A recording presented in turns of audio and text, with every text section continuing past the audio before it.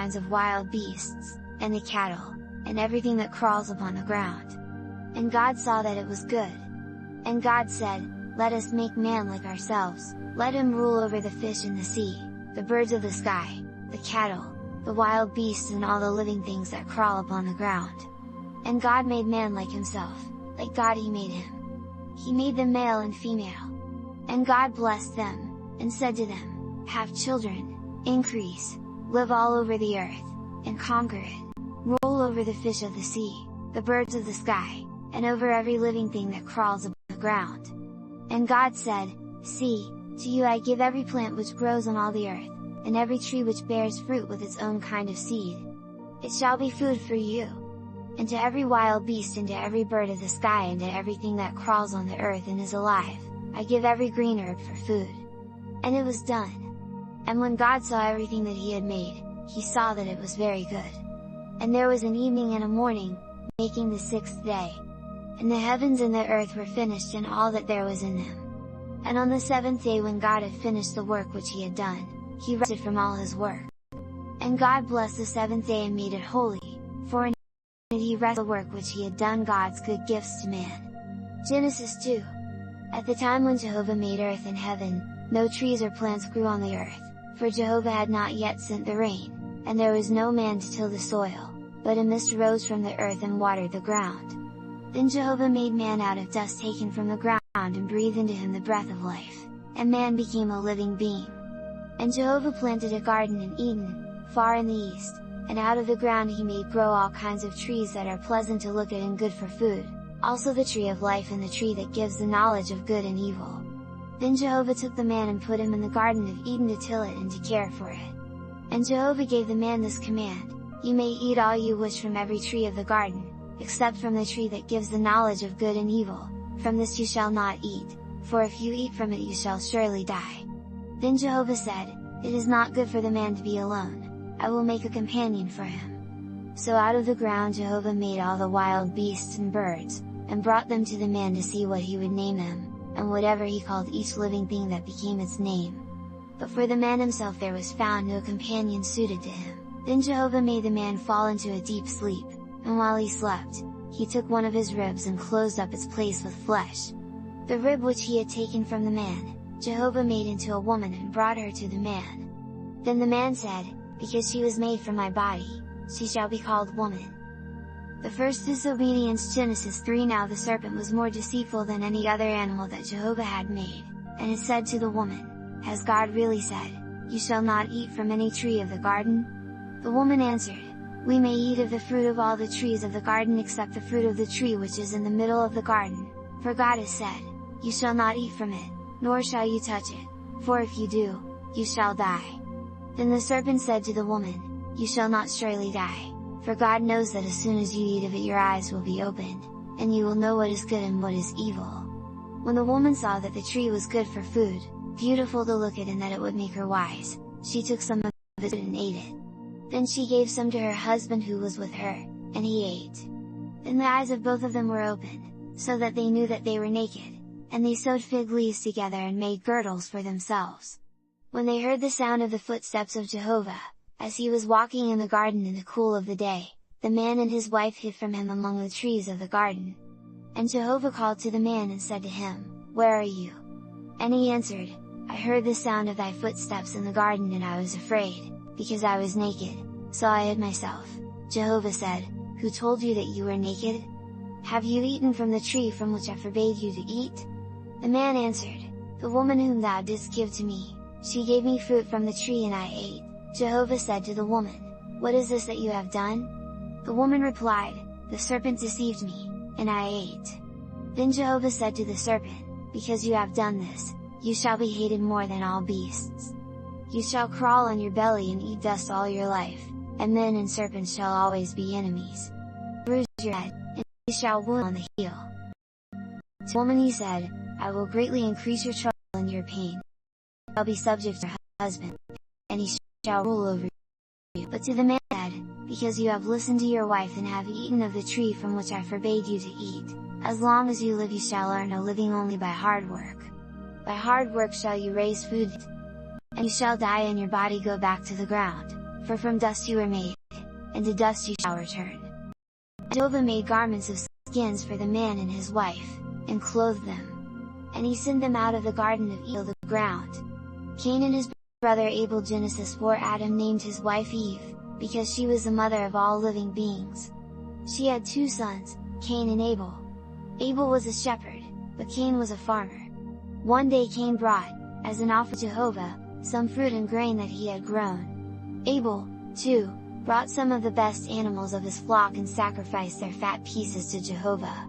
Jehovah was pleased with Abel and his offering, but Cain and his offering did not please him. This made Cain very angry and his face showed it. So Jehovah said to Cain, "Why are you angry and why do you scowl? If you do what is right and good, will not your offering be accepted? But if you do wrong, sin crouches like a wild beast at the door and the desire to sin will overcome you, but you should master it." Cain said to his brother Abel, "Let us go into the field." And while they were in the field, Cain struck his brother Abel and killed him. When Jehovah said to Cain, "Where is your brother Abel?" Cain answered, "I do not know, am I my brother's keeper?" Jehovah said, "What have you done? Hark! Your brother's blood is crying to me from the ground. Even now you are condemned by the very ground that has opened to receive your brother's blood from your hand. Will the ground, it shall no longer yield to you its strength, you shall be a tramp and a wanderer on the earth." Then Cain said to Jehovah, "My punishment is more than I can bear. See, thou hast driven me out today from this land, and I shall no longer be able to worship thee, I shall become a tramp and a wanderer on the earth, and whoever finds me will kill me." But Jehovah said to him, "If anyone kills you, he shall be punished sevenfold." So Jehovah placed a mark on Cain, to keep anyone who found him from killing him.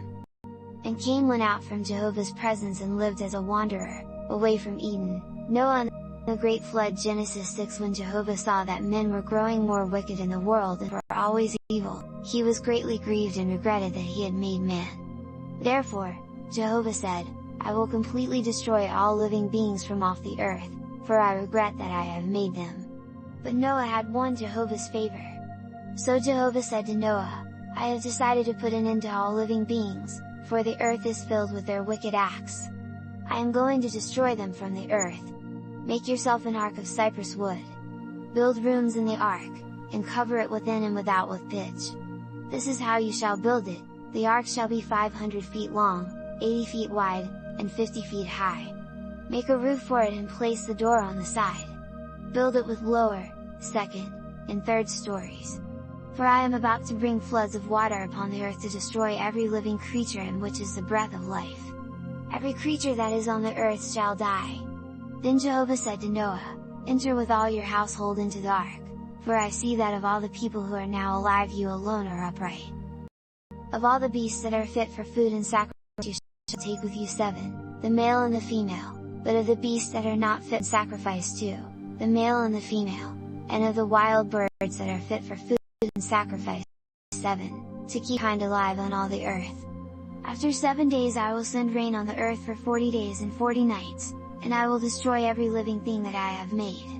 Then Noah did all that Jehovah commanded him.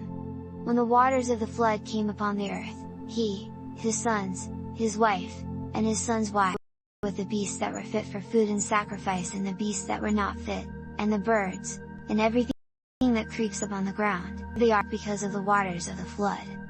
The rain fell upon the earth 40 days and 40 nights. Jehovah showed Noah in the ark. And the waters rose higher and higher, and raised the ark, was lifted high above the earth. All creatures on the land died. Noah only was left and they who were with him in the ark. Then God remembered Noah and all the beasts and all the animals that were with him in the ark. And God caused the wind to blow over the earth, and the flood went down, the rain from heaven ceased, and the land. After 40 days Noah opened the window of the ark and sent out a raven, and it kept going to and fro until the waters were dried up on the earth. He also sent out a dove to see if the waters had gone from the surface of the earth. But the dove found no rest for her foot, and so returned to him to the ark, for the waters covered the whole earth. Therefore, Noah reached out his hand and took her and brought her back into the ark. Then he waited 7 days longer and again sent out the dove from the ark. And the dove came into him at dusk, and in her mouth was a freshly plucked olive leaf. So Noah knew that the waters had gone from the earth. And he waited 7 days more and again sent out the dove, but it did not return to him. So Noah took off the covering of the ark and looked and saw that the surface of the ground was dry. Then he, with his sons, his wife, and his sons' wives, went out of the ark. And Noah built an altar to Jehovah and took one of every beast and bird that was fit for sacrifice and offered burnt offerings on the altar. And Jehovah said to himself, I will never again condemn the ground because of man, nor will I again destroy every living creature, as I have done.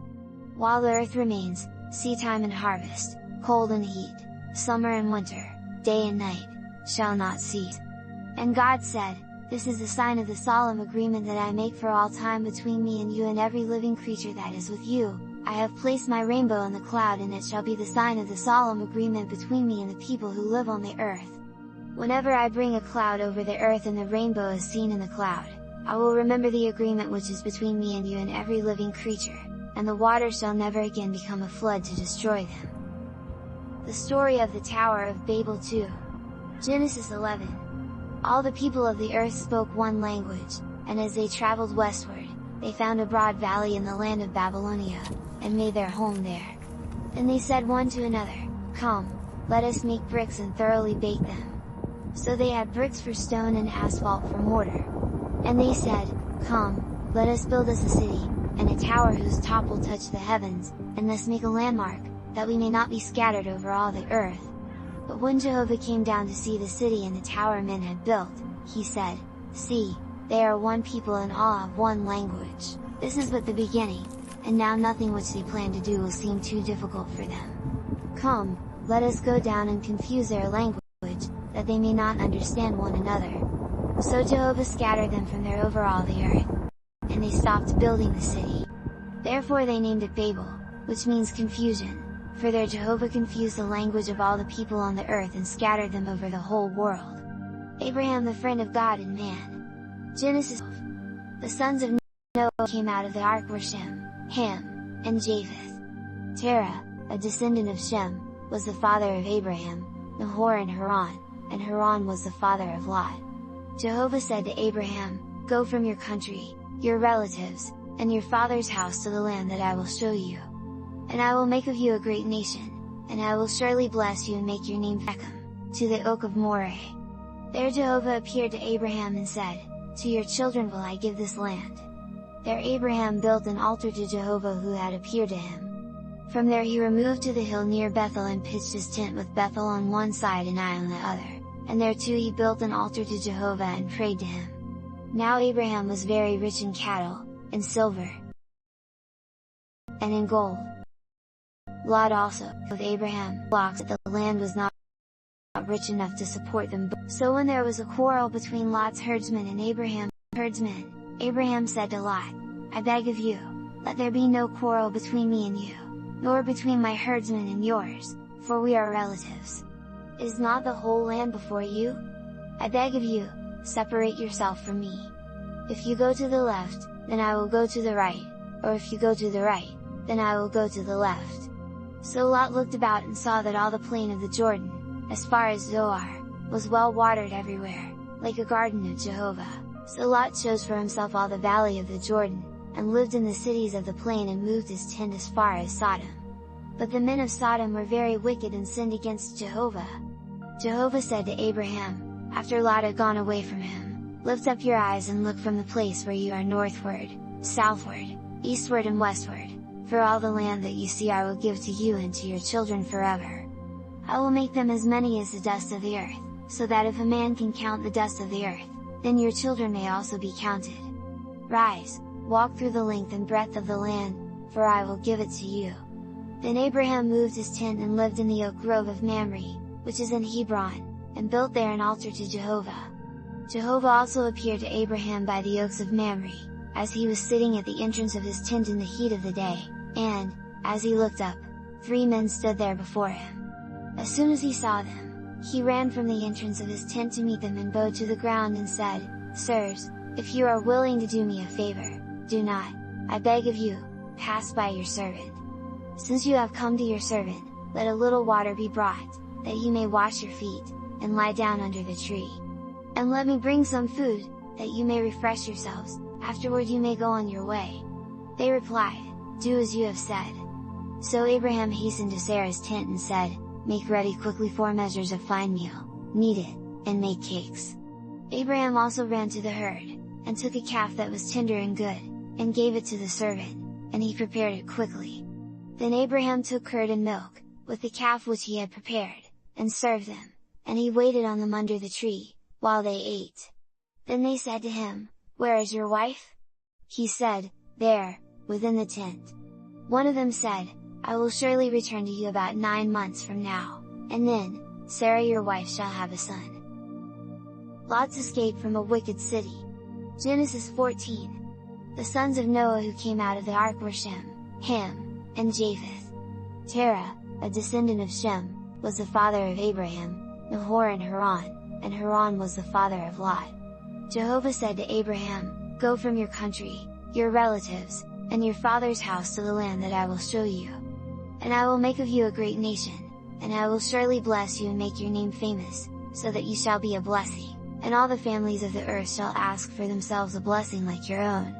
So Abraham set out, as Jehovah had commanded him, and Lot went with him. Abraham was 75 years old when he left Haran. He took Sarah his wife and Lot his brother's son and everything that they had, and started for the land of Canaan. Abraham passed through the land to a place called Shechem, to the oak of Moreh. There Jehovah appeared to Abraham and said, "To your children will I give this land." There Abraham built an altar to Jehovah who had appeared to him. From there he removed to the hill near Bethel and pitched his tent with Bethel on one side and Ai on the other, and there too he built an altar to Jehovah and prayed to him. Now Abraham was very rich in cattle, in silver, and in gold. Lot also, who went with Abraham, had so many flocks and herds and tents that the land was not rich enough to support them both. So when there was a quarrel between Lot's herdsmen and Abraham's herdsmen, Abraham said to Lot, "I beg of you, let there be no quarrel between me and you, nor between my herdsmen and yours, for we are relatives. Is not the whole land before you? I beg of you, separate yourself from me. If you go to the left, then I will go to the right, or if you go to the right, then I will go to the left." So Lot looked about and saw that all the plain of the Jordan, as far as Zoar, was well watered everywhere, like a garden of Jehovah. So Lot chose for himself all the valley of the Jordan, and lived in the cities of the plain and moved his tent as far as Sodom. But the men of Sodom were very wicked and sinned against Jehovah. Jehovah said to Abraham, after Lot had gone away from him, "Lift up your eyes and look from the place where you are northward, southward, eastward and westward, for all the land that you see I will give to you and to your children forever. I will make them as many as the dust of the earth, so that if a man can count the dust of the earth, then your children may also be counted. Rise, walk through the length and breadth of the land, for I will give it to you." Then Abraham moved his tent and lived in the oak grove of Mamre, which is in Hebron, and built there an altar to Jehovah. Jehovah also appeared to Abraham by the oaks of Mamre, as he was sitting at the entrance of his tent in the heat of the day, and, as he looked up, 3 men stood there before him. As soon as he saw them, he ran from the entrance of his tent to meet them and bowed to the ground and said, "Sirs, if you are willing to do me a favor, do not, I beg of you, pass by your servant. Since you have come to your servant, let a little water be brought, that you may wash your feet, and lie down under the tree. And let me bring some food, that you may refresh yourselves, afterward you may go on your way." They replied, "Do as you have said." So Abraham hastened to Sarah's tent and said, "Make ready quickly 4 measures of fine meal, knead it, and make cakes." Abraham also ran to the herd, and took a calf that was tender and good, and gave it to the servant, and he prepared it quickly. Then Abraham took curd and milk, with the calf which he had prepared, and served them, and he waited on them under the tree, while they ate. Then they said to him, "Where is your wife?" He said, "There, within the tent." One of them said, "I will surely return to you about 9 months from now, and then, Sarah your wife shall have a son." God's care for the boy Ishmael. Genesis 14. Jehovah remembered what he had told Sarah, and he did as he had promised. So Sarah had a son, and when the child grew up, Abraham made a great feast on the day that he was weaned. But Sarah saw the son of Hagar the Egyptian and of Abraham playing with her son Isaac. And she said to Abraham, drive out this slave girl and her son, for the son of the slave girl shall not be heir with my son Isaac." This request was very displeasing to Abraham because the boy was his son. But Jehovah said to Abraham, "Do not be displeased because of the boy and because of your slave girl. Listen to all that Sarah says to you, for Isaac only and his children shall bear your name. But I will also make of the son of the slave girl a great nation, because he is your son." Then Abraham rose early in the morning and took bread and a skin of water and gave it to Hagar, and he put the boy upon her shoulder and sent her away. So she set out and wandered in the desert of Beersheba. When the water and the skin was gone, she left the child under one of the desert shrubs and went a short distance away and sat down opposite him, for she said, "Let me not see the child die." While she sat there, the boy began to cry, and Jehovah heard the cry of the boy, and said, "What troubles you, Hagar? Fear not, for Jehovah has heard the cry of the boy. Rise, lift him up, and hold him fast by the hand, for I will make him a great nation." And Jehovah opened her eyes and she saw a well of water. Then she went and filled the skin with water and gave the boy a drink. And Jehovah cared for the boy, and when he grew up, he lived in the wilderness of Paran and became a bowman. And his mother secured a wife for him from Egypt. Abraham's loyalty to God. Genesis 16. Later Jehovah tested Abraham, saying to him, "Abraham," and he answered, "Here am I." Jehovah said, "Take your son, your only son Isaac, whom you love, and go to the land of Moriah, and offer him there as a burnt offering on one of the mountains of which I shall tell you." So Abraham rose early in the morning and saddled his ass and took 2 of his servants with him, and his son Isaac. When he had split the wood for the burnt offering, he set out for the place of which God had told him. On the 3rd day, when Abraham looked up and saw the place in the distance, he said to his servants, "Stay here with the ass, while I and the lad go over there. When we have worshipped, we will come back to you." Then Abraham took the wood for the burnt offering and laid it on Isaac, his son. And he took the fire and the knife, and they both went on together. And Isaac spoke to Abraham his father and said, "My father." And Abraham answered, "Yes, my son." Isaac said, "Here is the fire and the wood, but where is the lamb for a burnt offering?" Abraham answered, "My son, God will himself provide a lamb for a burnt offering." So the two went on together. When they came to the place of which God had told him, Abraham built the altar there and laid the wood on it and bound Isaac his son and laid him on the altar upon the wood. Then Abraham reached out his hand, and took the knife to kill his son. But the angel of Jehovah called to him from heaven, saying, "Abraham, Abraham." And he answered, "Here am I." And he said, "Do not put your hand upon the boy, nor do anything to him, for now I know that you love God, for you have not refused to give your son, your only son, to him." Then Abraham looked up, and he saw a ram caught in the thicket by his horns. So Abraham took the ram and offered him up as a burnt offering instead of his son. And he named the place Jehovah-Yireh, which means, Jehovah will provide. The angel of Jehovah again called to Abraham and said, "Jehovah declares, because you have done this thing and have not kept back your son, your only son, I will surely bless you, and I will make your children as many as the stars of the heavens and as the sand, which is on the seashore, so that they shall conquer their enemies, and all the nations of the earth shall ask for themselves a blessing like theirs, because you have obeyed my command." How Rebekah became the wife of Isaac. Genesis 24. When Abraham was very old and Jehovah had blessed him in every way, Abraham said to the eldest of his household servants, who had charge of all his affairs, "Put your hand under my hip, while I make you promise by Jehovah live, but that you will go to my own country and to my relatives and there get a wife for my son Isaac." The servant said to him, "Perhaps the woman will not be willing to follow me to this land. Must I then take your son back to the land from which you came?" Abraham said to him, "See to it that you do not take my son back there. Jehovah, the God of heaven, who took me from my father's house and from my native land and who solemnly promised me, 'To your children I will give this land,' will send his angel before you and there you will get a wife for my son. But if the woman is not willing to come with you, then you will be free from this promise to me, only never take my son back there." So the servant put his hand under Abraham's hip and made the promise. Then the servant took 10 of his master's camels and set out with precious gifts from his master. So he went to the town of Nahor. And he made the camels kneel down outside the town by the well in the evening, at the time when women go out to draw water. Then he said, O Jehovah, the God of my master Abraham, give me, I pray thee, success today, and show kindness to my master Abraham. Here I am standing by the spring of water, and the daughters of the men of the town are coming out to draw water. May the young woman to whom I shall say, please let down your water jar that I may drink, and who answers, drink and I will also water your camels, may she be the one thou hast chosen for thy servant Isaac. By this I shall know that thou hast shown kindness to my master. Then even before he was through speaking, Rebekah, who was the granddaughter of Nahor, Abraham's brother, came out with her water jar upon her shoulder. She was very beautiful and unmarried. She went down to the spring, filled her jar, and came up.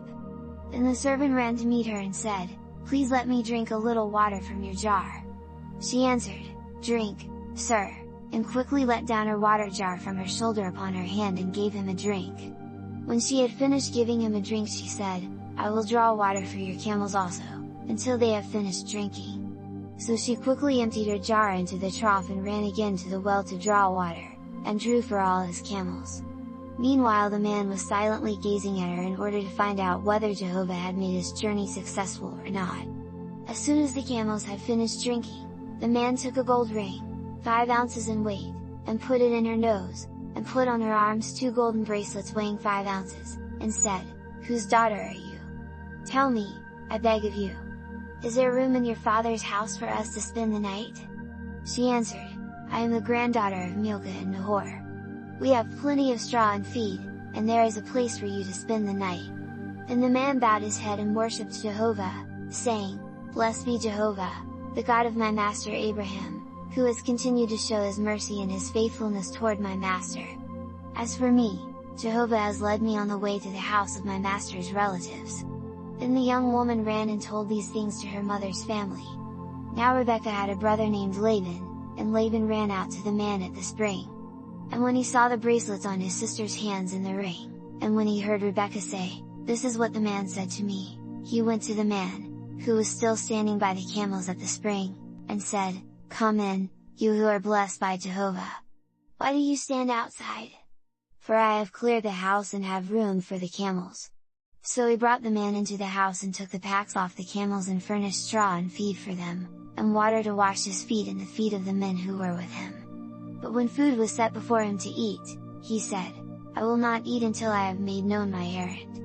They answered, Speak, he said, I am Abraham's servant, and Jehovah has blessed my master greatly, so that he has become very rich. He has given him flocks and herds, silver and gold, servants, and camels and asses.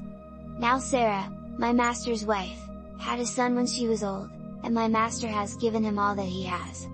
My master also made me promise, saying, Do not let my son marry one of the daughters of the Canaanites, in whose land I live, but go to my father's home and to my relatives and there find a wife for my son.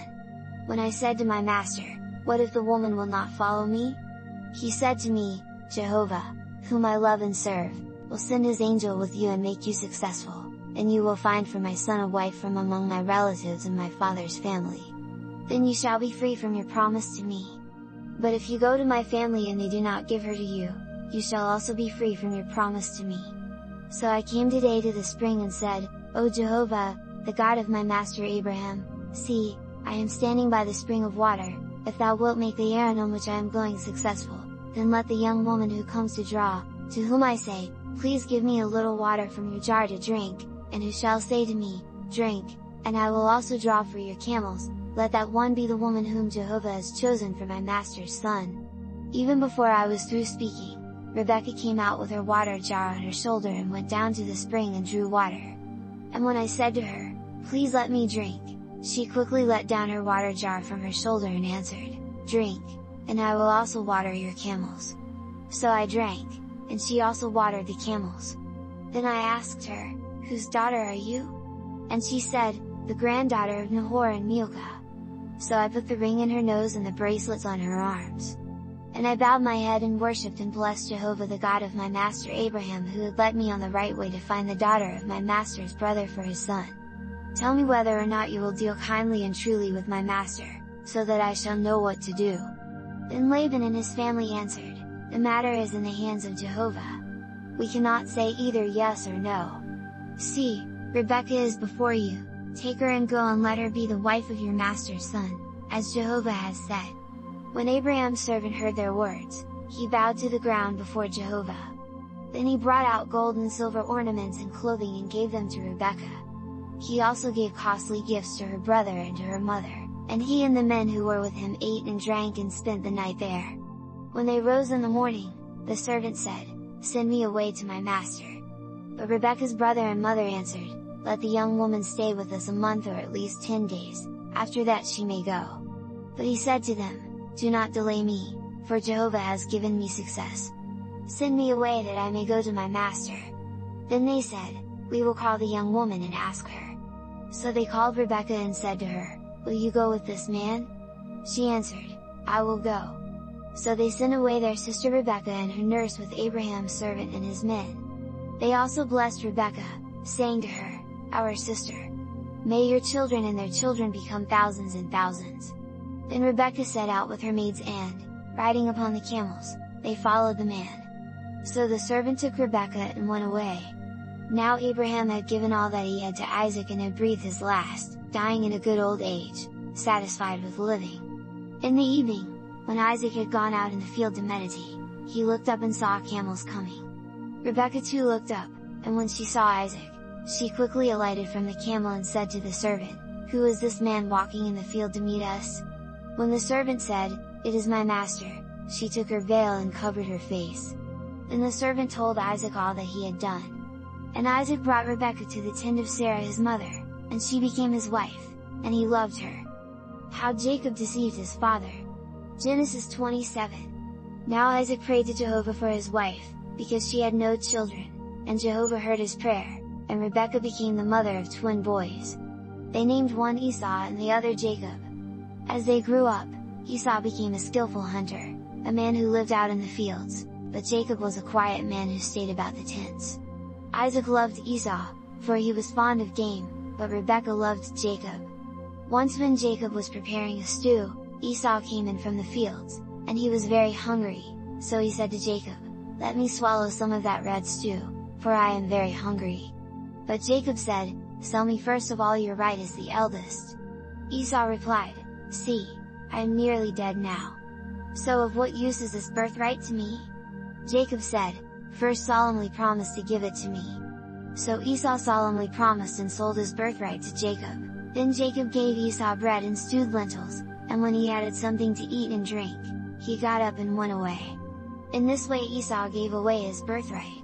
When Isaac was so old and so nearly blind that he could not see, he called Esau his oldest son and said to him, "My son." Esau answered, "Here am I."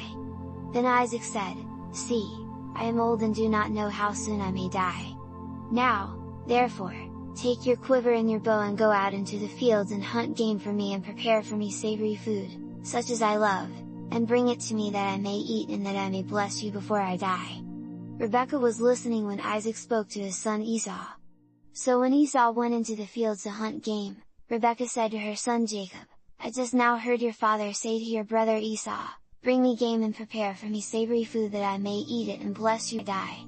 Now, my son, do as I tell you, go to the flock and bring me from there 2 good kids, and I will make of them savory food for your father, such as he loves. Then take it to him, that he may eat, so that he may bless you before he dies." But Jacob said to Rebekah his mother, "You know that my brother Esau is a hairy man, while I am smooth.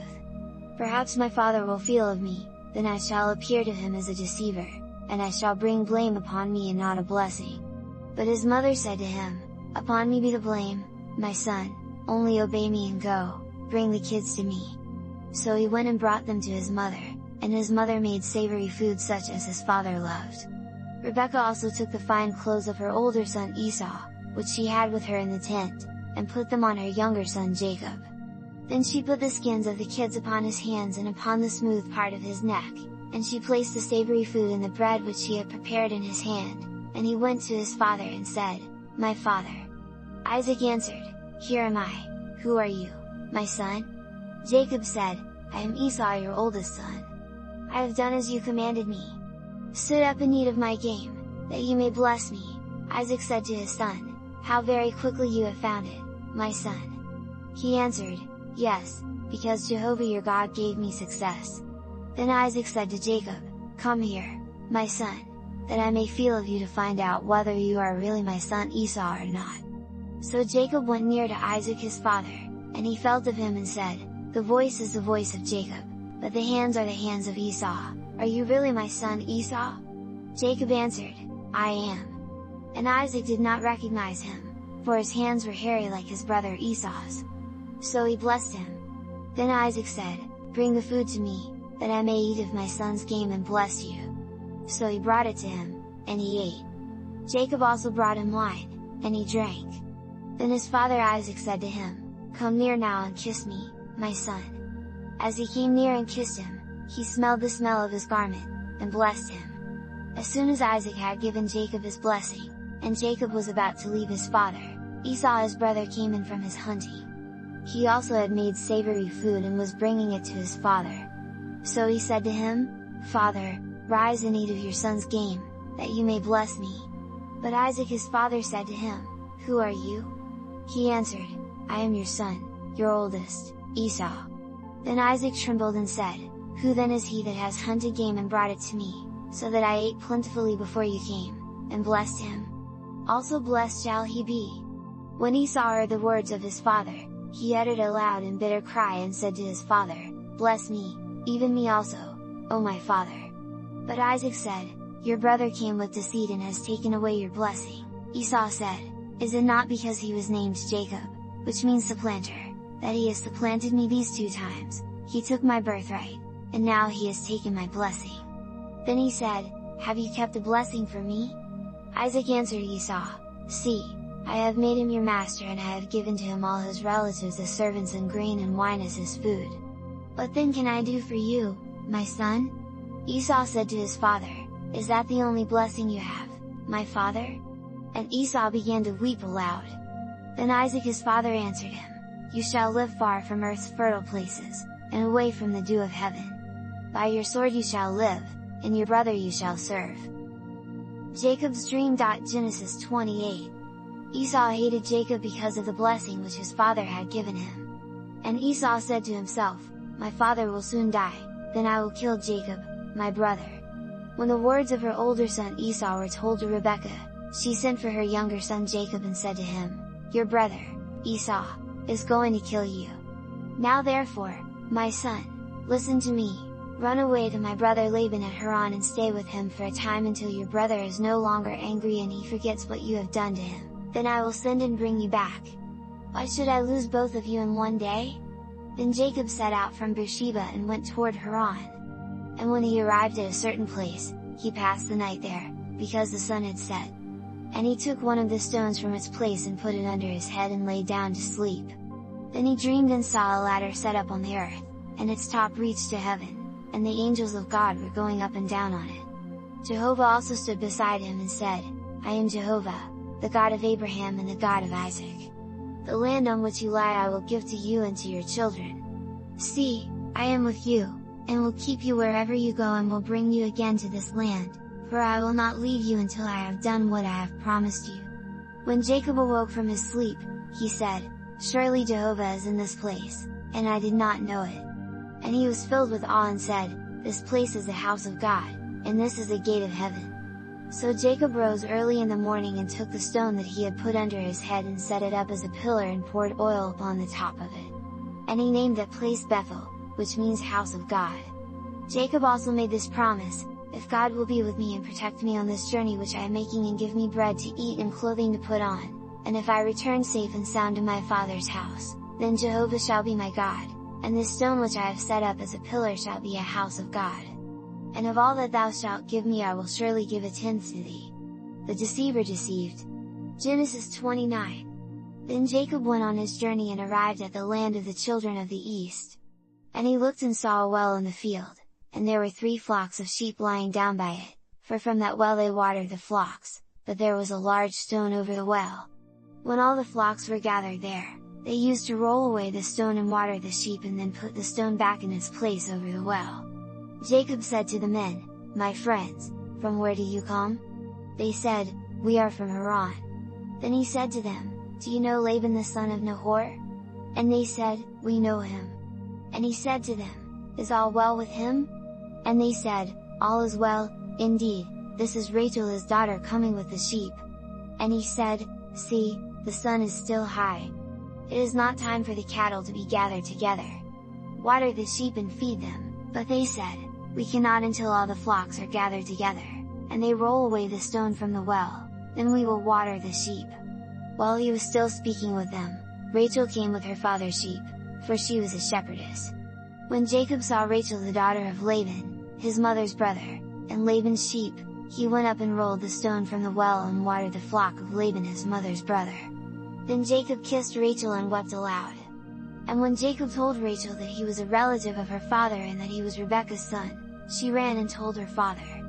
As soon as Laban heard about Jacob, his sister's son, he ran to meet him, put his arms around him, kissed him many times, and brought him to his home.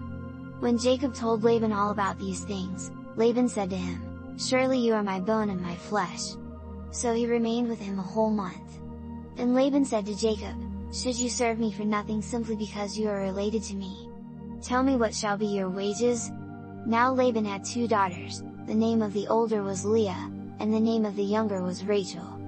Leah's eyes were weak, but Rachel was beautiful. Jacob loved Rachel, and so he said, "I will serve you 7 years for Rachel your younger daughter."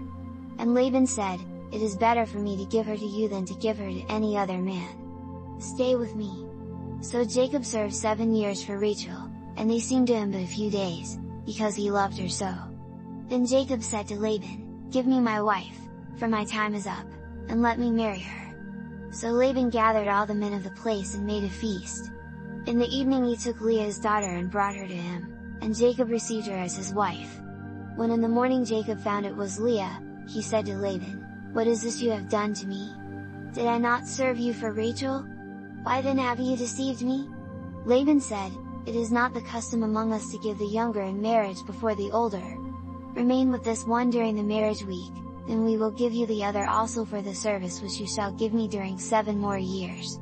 Jacob did so, he remained with Leah during the marriage week.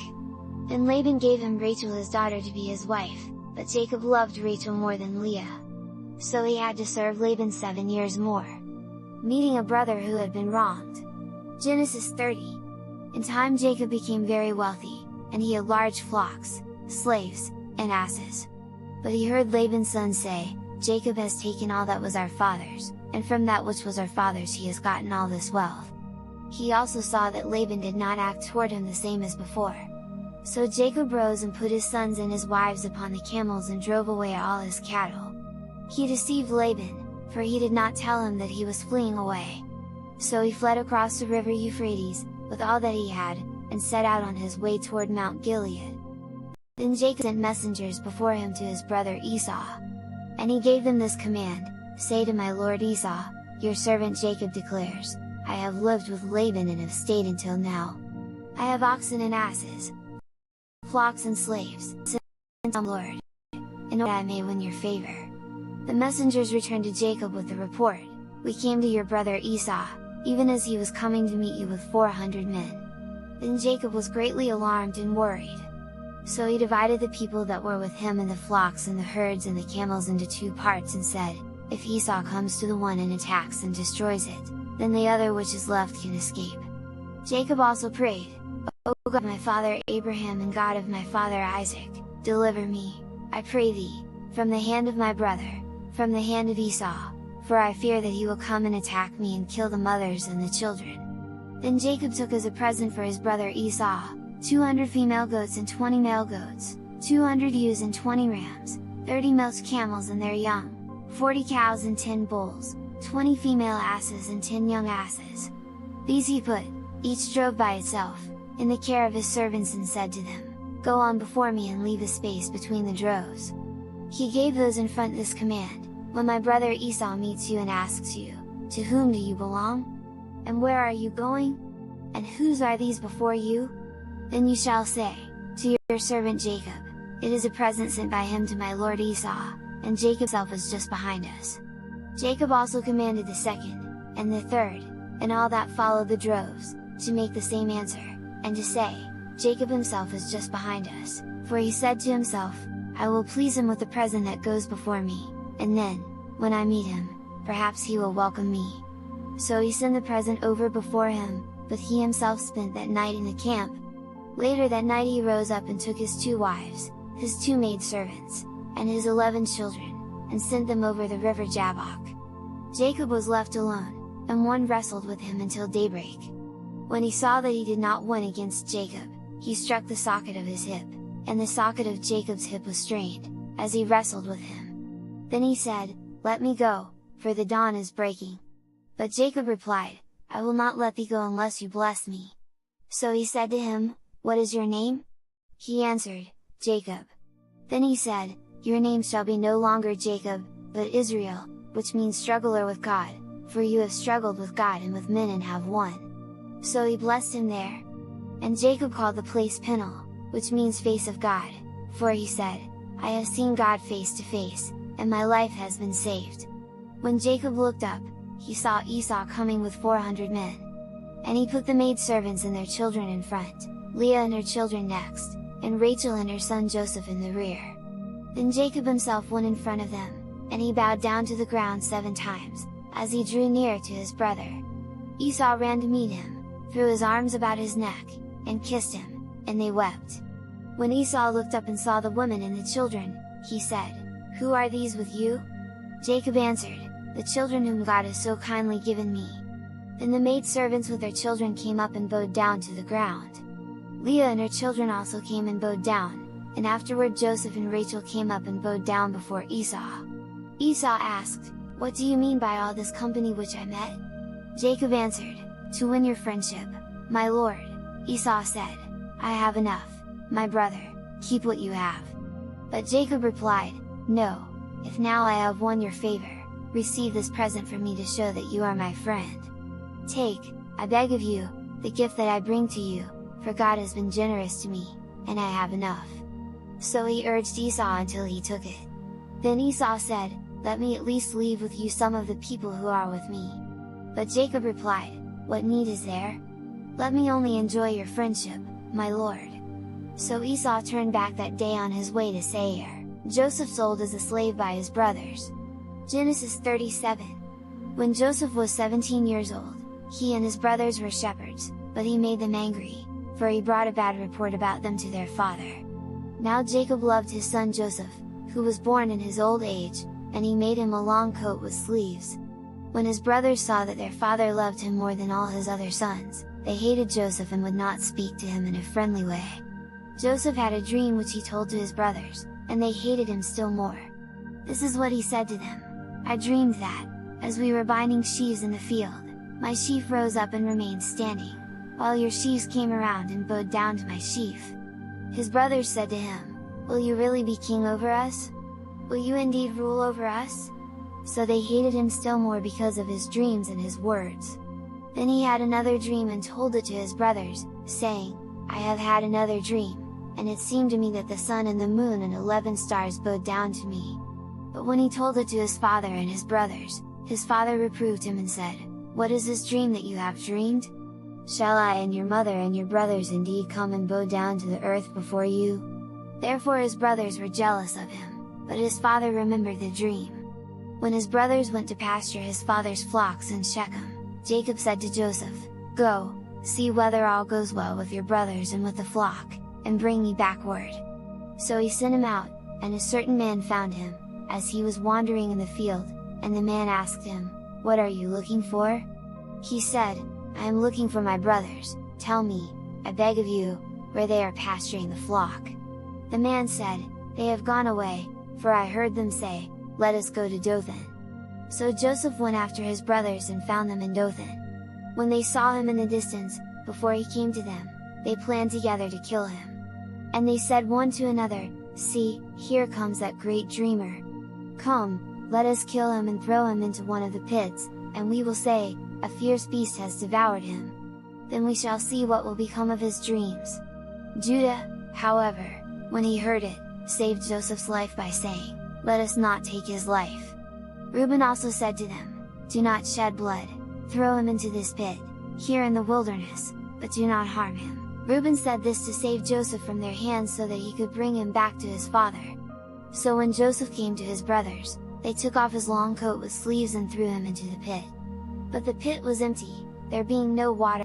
Then they sat down to eat, and, when they looked up, they saw a band of Ishmaelites coming from Gilead, and their camels were loaded with spices, gum, and laden them on their way to carry it down to Egypt. And Judah said to his brothers, "What do we gain if we kill our brother and hide his blood? Come, let us sell him to the Ishmaelites, and let us do him no harm, for he is our brother, our own flesh and blood." So his brothers listened to him, and, drawing up Joseph, they sold him for 20 pieces of silver to the Ishmaelites, who brought him to Egypt. Then his brothers took Joseph's long coat, killed a he-goat, dipped the coat in the blood, and brought it to their father, and said, "We found this, see whether it is your son's coat or not." He recognized it and said, "It is my son's coat. A wild beast has devoured him. Joseph surely is torn in pieces." Then Jacob tore his clothes, put sackcloth about his waist, and mourned for his son many days. All his sons and his daughters tried to comfort him, but he could be comforted, saying, "I shall go down to the grave mourning for my son." Thus Joseph's father mourned for him. Joseph's eagerness to help others. Genesis 39. Joseph was taken down to Egypt, and Potiphar, an Egyptian, one of Pharaoh's officers, the captain of the guard, bought him from the Ishmaelites. Now Jehovah was with Joseph, so that he prospered, and he was in the house of his master, the Egyptian. When his master saw that Jehovah was with him and made everything succeed that he undertook, he trusted him and made him his own servant. He also made him overseer of his household and placed all that he had in his care. From the time that he made him overseer in his house and over all that he had, Jehovah blessed the Egyptian's household for Joseph's sake, and the blessing of Jehovah was upon all that he had in the house and in the field. Potiphar left all that he had in Joseph's charge, and he knew nothing about his affairs except about the food which he ate. And Joseph was handsome and attractive. After these honors had come to Joseph, his master's wife tried to tempt him to be unfaithful to his trust. But he refused, saying to her, "See, my master knows nothing about what I do in the house, and he has put all that he has in my charge. How then can I do this great wrong and sin against God?" Day after day she tempted Joseph, but he did not listen to her. One day, however, when he went into the house to do his work and when none of the men of the household were at home, she caught hold of his garment and again tried to tempt him, but he left his garment in her hand and fled out of the house. She kept his garment by her until his master came home, then she said to him, "The Hebrew slave whom you have brought to us came to me to insult me, and when I cried aloud, he left his garment with me and fled." What his wife said to him, he was very angry, and he took Joseph and put him into prison, in the place where the king's prisoners were kept. So he was left there in prison.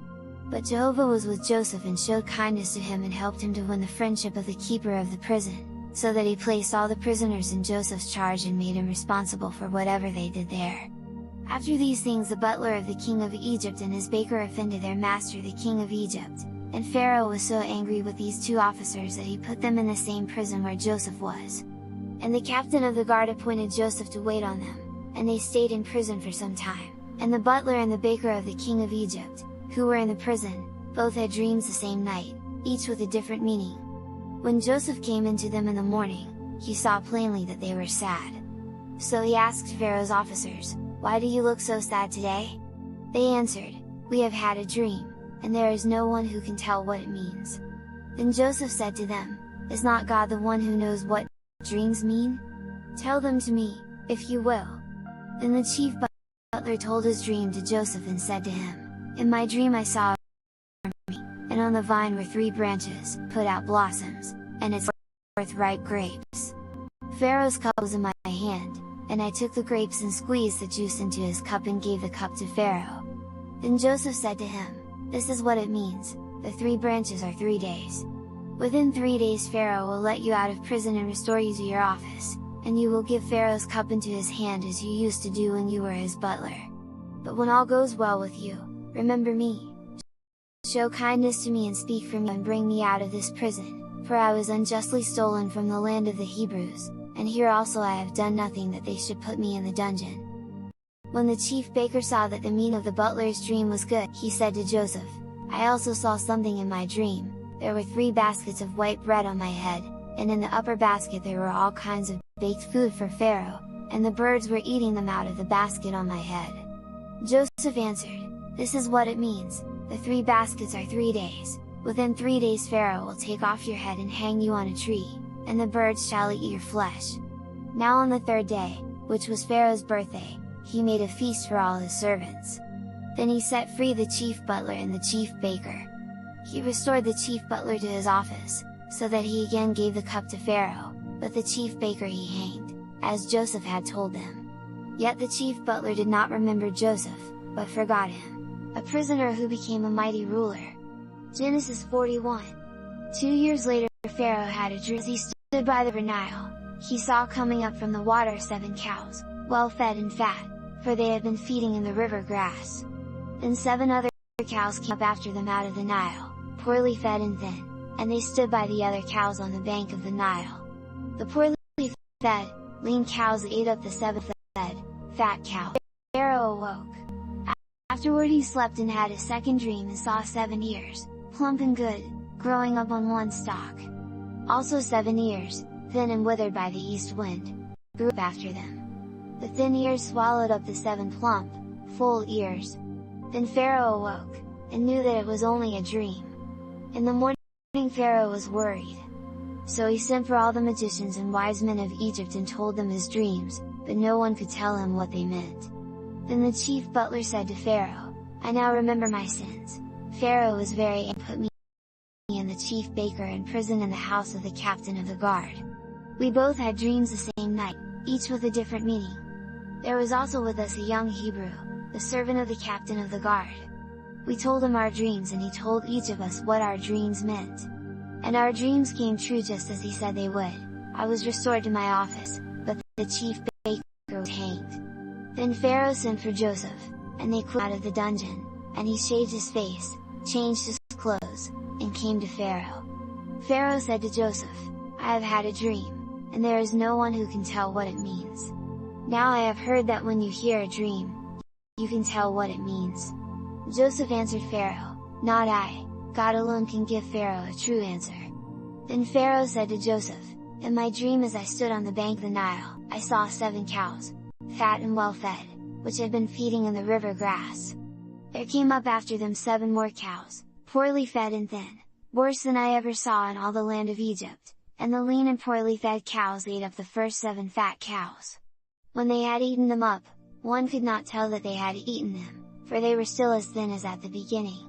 Then I awoke, again I dreamed and saw 7 ears, plump and good, grow up on one stalk, then 7 thin ears, withered with the east wind, sprang up after them, and the thin ears swallowed up the 7 good ears. I have told the dream to the magicians, but there is no one who can tell me what it means." Then Joseph said to Pharaoh, "Pharaoh's 2 dreams mean the same thing. God has made known to Pharaoh what he is about to do. The 7 good cows are 7 years, and the 7 good ears are 7 years. It is one dream. The 7 lean and poorly fed cows that came up after them are 7 years, and the 7 empty ears withered with the east wind mean 7 years of famine. That is why I said to Pharaoh, God has shown what he is about to do. 7 years of great plenty all through the land of Egypt are coming. It shall be followed by 7 years of famine, so that all the plenty will be forgotten in the land of Egypt. The famine will use up all that the land produces, and plenty will not be known in the land because of that famine which follows, for it will be very severe. The dream came twice to Pharaoh to show that the famine will surely come, and that God will soon make the dream come true. Now therefore let Pharaoh pick out a man who is sensible and wise and place him in charge of the land of Egypt.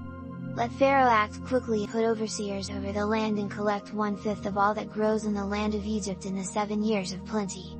Let them gather all the food of these good years that are coming and store up grain under the authority of Pharaoh, and let them hold it in the cities for food.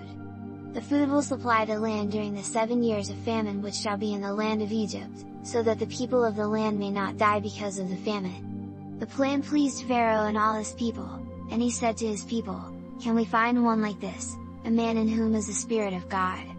So Pharaoh said to Joseph, "As God has shown you all this, there is no one so sensible and wise as you. You shall be at the head of my country, and all my people shall be ruled as you command. Only on the throne are you." So Pharaoh said to Joseph, "See, I have placed you over all the land of Egypt."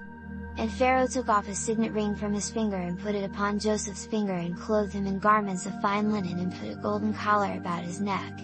He also made him ride in the second chariot which he had, and they cried before him, "Attention!" So he placed him over all the land of Egypt. Pharaoh also said to Joseph, "I am Pharaoh, but without your consent no man shall lift up his hand or his foot in all the land of Egypt."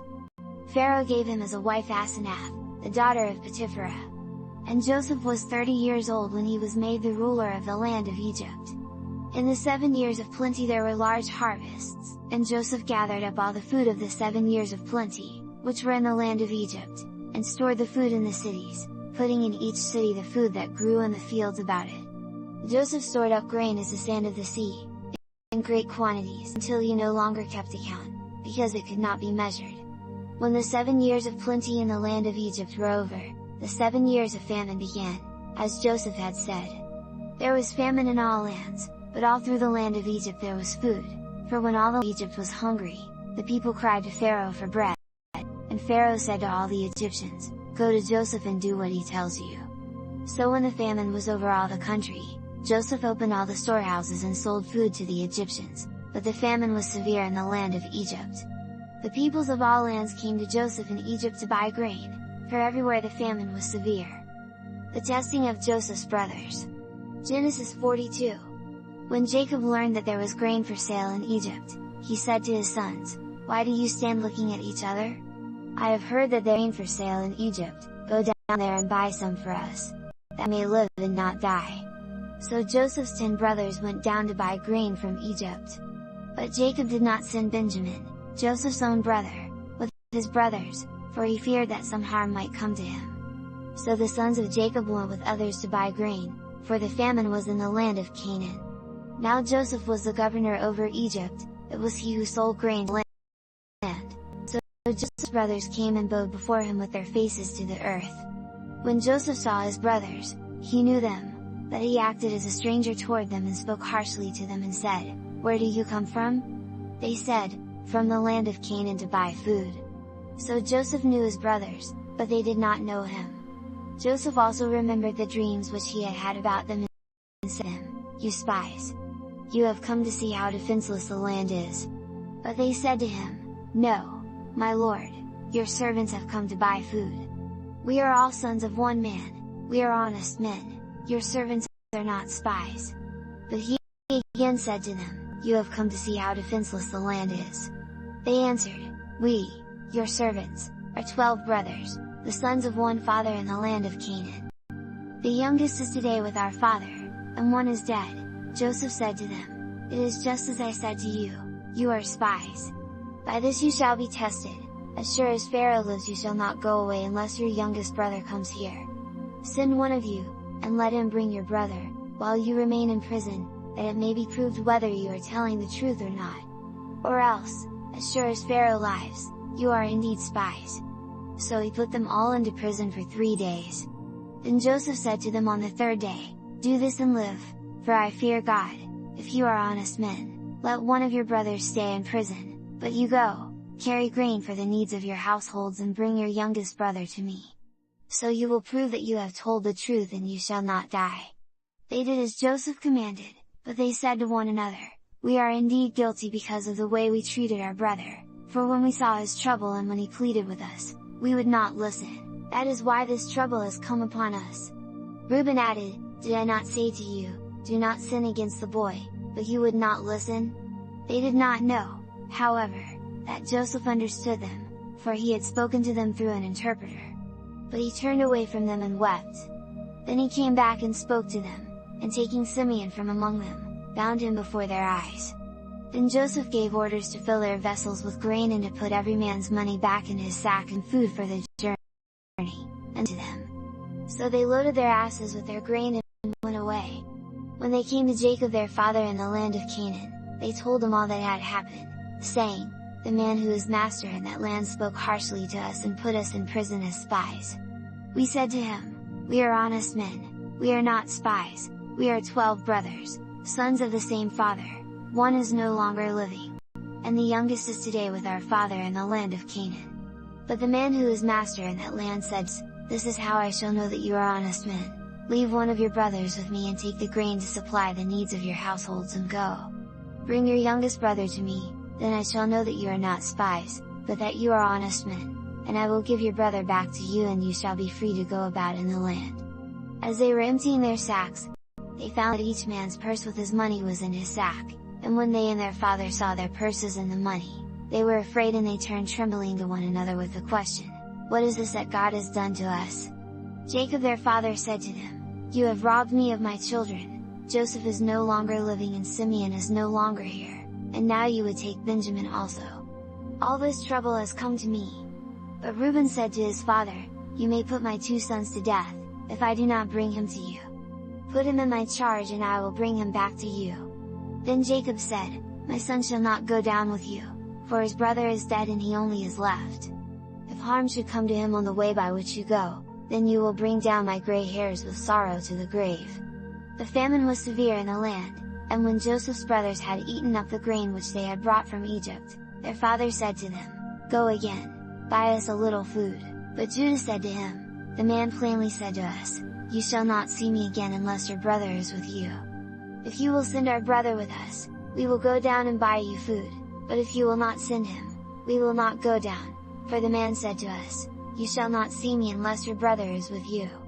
Jacob said, Why did you bring trouble upon me by telling the man you had another brother? They replied, The man asked all about us and our family, saying, Is your father still alive? Have you another brother? So we answered his questions as he asked them. How were we to know that he would say, Bring your brother down? Then Judah said to Jacob, his father, Send the lad with me, and we will go at once, that both we and you and our little ones may live and not die. I will be responsible for him, from me you may demand him. If I do not bring him to you and set him before you, let me bear the blame forever, for if we had not waited so long, surely we would by this time have come back the second time. So their father said to them, If it must be so, then do this, take some of the fruits of the land in your jars and carry a present to the man, a little balsam, a little syrup, spices, ladanum, pistachio nuts, and almonds. Take twice as much money with you, carrying back the money that was put in your sacks. Perhaps it was a mistake. Take also your brother and go again to the man. May God Almighty grant that the man may be merciful to you and free Benjamin and your other brother. But if I am robbed of my sons, I am bereaved indeed. So the men took the present and twice as much money and Benjamin, and went down to Egypt and stood before Joseph. When Joseph saw Benjamin with them, he said to the steward of his house, Bring the men into the house, kill animals, and prepare the meal, for these men will dine with me at noon. The steward did as Joseph ordered, and brought the men into Joseph's house. But the men were afraid, because they were brought into Joseph's house, and they said, We are being brought in on account of the money that was put in our grain sacks at our visit, that he may accuse us and fall upon us and take us as slaves, together with our asses. So when they came near to Joseph's steward, they spoke to him at the door of the house and said, Oh, my lord, we came down the first time only to buy food, but when we reached home, we opened our sacks and found that each man's money was in the mouth of his sack, our money in its full weight, and we have brought it back with us. We have brought down with us more money with which to buy food. We do not know who put our money into our sacks. He replied, Peace be to you, fear not, your God and the God of your father has given you the treasure in your sacks, your money came to me. Then he brought Simeon out to them. The steward also took the men to Joseph's house and gave them water with which to wash their feet, and he gave their asses fodder.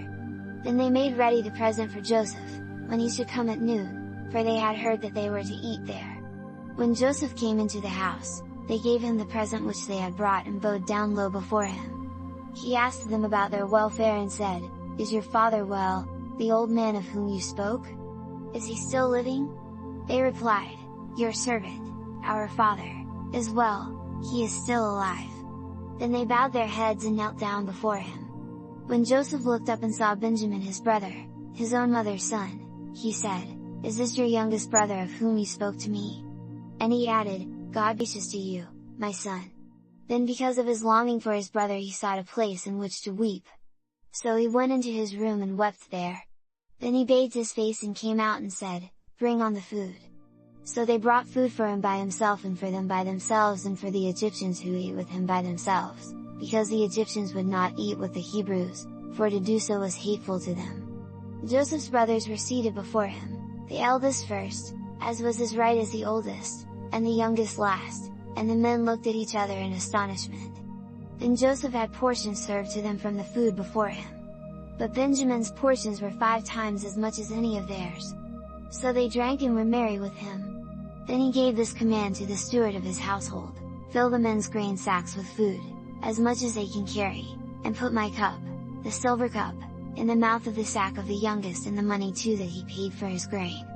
And the steward did as Joseph commanded. As soon as the morning light appeared, the men were sent away with their asses. When they had gone out of the city, but were not yet far away, Joseph commanded his steward, "Follow after the men, and when you overtake them, say to them, 'Why have you returned evil for good? Why have you stolen my silver cup, that from which my master drinks? You have done wrong in so doing.'" So the steward overtook them and said these words to them. They said to him, "Why does my lord speak such words as these? Far be it from your servants to do such a thing. Remember that we brought back to you from the land of Canaan the money which we found in our sacks. Why then should we steal silver or gold from your master's house? Let that one of your servants with whom it is found die, and we will be my lord's slaves." He said, "Let it now be as you have said, he with whom it is found shall be my slave, but you shall be innocent." Then each one quickly took down his sack and opened it. The steward searched, beginning with the oldest and ending with the youngest, and the cup was found in Benjamin's sack. Then they tore their clothes, and every man loaded his ass and returned to the city. Joseph's forgiveness of his brothers. Genesis 45. When Judah and his brothers came back to Joseph's house, Joseph was still there, and they threw themselves before him on the ground. Joseph said to them, "What deed is this that you have done? Do you not know that a man like me can always tell where things are?" Judah replied, "What shall we say to my lord? What shall we speak, or how shall we clear ourselves? God has found out the guilt of your servants. See, both we and he also with whom the cup was found are my lord's slaves." But Joseph said, "Far be it from me that I should do so. The man with whom the cup was found shall be my slave, but you yourselves go up in peace to your father." Then Judah came close to him and said, "Oh, my lord, let your servant, I beg of you, speak a word in my lord's ears, and let not your anger be aroused against your servant, for you are even as Pharaoh. My lord asked his servants, saying, 'Have you a father or a brother?' And we said to my lord, 'We have a father, an old man, and a child of his old age, a little one. As his brother is dead, he is the only son of his mother who is left, and his father loves him. You said to your servants, Bring him down to me, that I may see him. But we said to my lord, The boy cannot leave his father, for if he should leave his father would die. Then you said to your servants, Unless your youngest brother comes down with you, you shall not see me again. When we went up to your servant, my father, we told him the words of my lord, and our father said, Go again, buy us a little food. But we said, We cannot go down. If our youngest brother is with us, then we will go, for we cannot see the man again unless our youngest brother is with us. Your servant, my father, said to us, You know that my wife had 2 sons, and one went for me, and I said, Surely he is torn in pieces, and I have not seen him since. If you take this one also from me, and harm come to him, you will bring down my gray hairs with sorrow to the grave. Now if I return to your servant, my father, and Benjamin with whose life his heart is bound up is not with us, and he sees that there is no boy, he will die, and your servants will bring down the gray hairs of your servant our father with sorrow to the grave. For your servant became responsible for the boy to my father, when I said, If I do not bring him to you, then I will bear the blame before my father forever. Now, therefore, let me, instead of the boy, remain as a slave to my lord, I beg of you, but let the boy go back with his brothers. For how can I go back to my father, if the boy is not with me, lest I should see the sorrow that would come upon my father?" Then Joseph could not control himself before all those who were standing by him, so he cried out, Let every man leave me. So no Egyptian was present while Joseph made himself known to his brothers. But he wept so loudly that the Egyptians in Pharaoh's court heard. And Joseph said to his brothers, "I am Joseph. Is my father still alive?" But his brothers could not answer him, for they were too ashamed to look him in the face. Then Joseph said to his brothers, "Come near to me, I beg of you." So they came near.